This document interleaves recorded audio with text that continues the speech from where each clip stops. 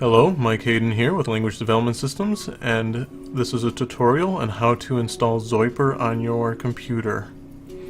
First, we'll need to start by opening a web browser. We're going to go ahead and type in Zoiper Classic. You should see a link here to zoiper.com with Classic here at the end of it. Go ahead and click on that. It is soon to be discontinued, so we may not be using this for much longer. However, you're going to scroll down to Windows or whatever operating system you're currently using. It may be Mac, but since I'm on Windows, I'm going to go ahead and click the download here.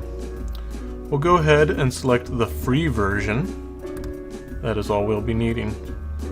It says you'll wait, and it'll automatically start downloading in a few seconds. You'll notice in Chrome that the icon appears in the very bottom left corner with the Zoiper 2.43 installer. In Mozilla Firefox, it'll be in the top right corner. There'll be a blue download arrow you'll select, and then you'll see it pop up there. Or in Microsoft Edge or Internet Explorer, it'll pop up in the bottom center as a Run button. Since I'm on Chrome, I'm going to go ahead and select it from down here. Hit OK. And now I've got the installer up. I'm going to go ahead and just click next, next, next through all this. I agree to all this stuff that I probably haven't read recently, but I have read in the past. And then finish. You'll notice a new icon in your desktop here for Zoiper Free. For some reason it doesn't open up right away, so you have to double click that icon to launch it. Once it's up, you'll see this little phone here. To configure your account, you'll select the blue wrench on the right hand side. It seemed to have saved all my information from the previous installation. But what you would do is you'd hit add new account here. I'm going to go ahead and do my new test here. And then you're going to select show advanced options in the very bottom left corner. Go ahead and check that. Next, you will enter in the information that you are provided in your email for your account. You would have some blank fields here to begin with. It would look something like this.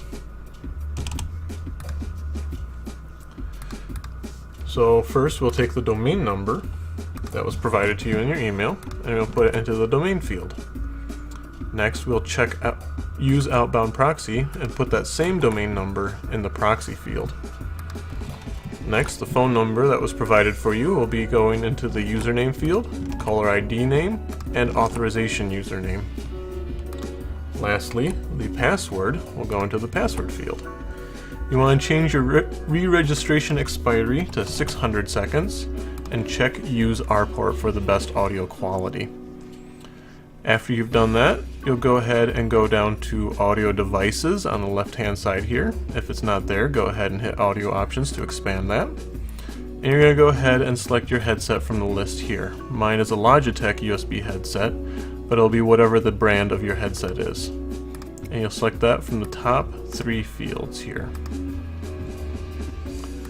Next, you'll uncheck use automatic volume control. That is checked by default. You do not want that checked, so we'll uncheck that. Next, we'll go to audio codecs.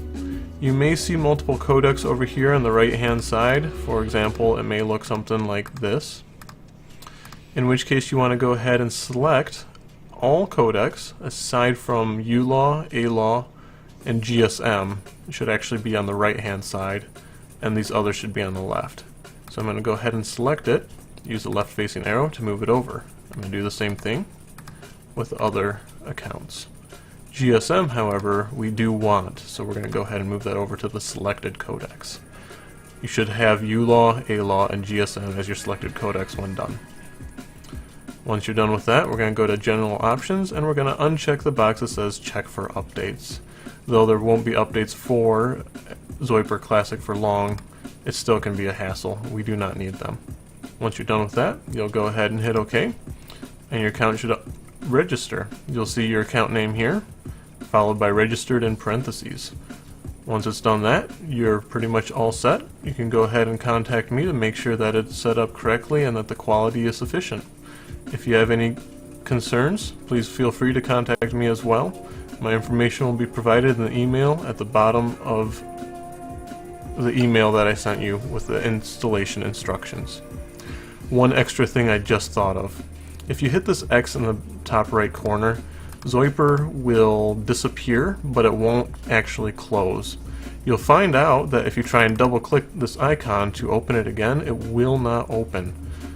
In order to actually open it up, you need to come to your arrow in the bottom right corner here called the system tray, and then select the Zoiper icon and it'll pop up immediately. You can even hit that X if you're in a call and it will not close the call. One extra thing, if you want to add a contact, you'll go ahead and hit your address book, which is this book here, and you can hit new to add a new contact. I'll go ahead and add myself as an example with my phone number in the phone field. There's two types. You have quick dial and non-quick dial accounts. If you see a quick dial, I'll go ahead and show you what that looks like. You hit OK.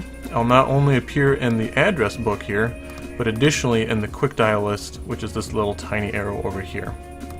I'm going to go ahead and disable that though, because we don't want me on quick dial.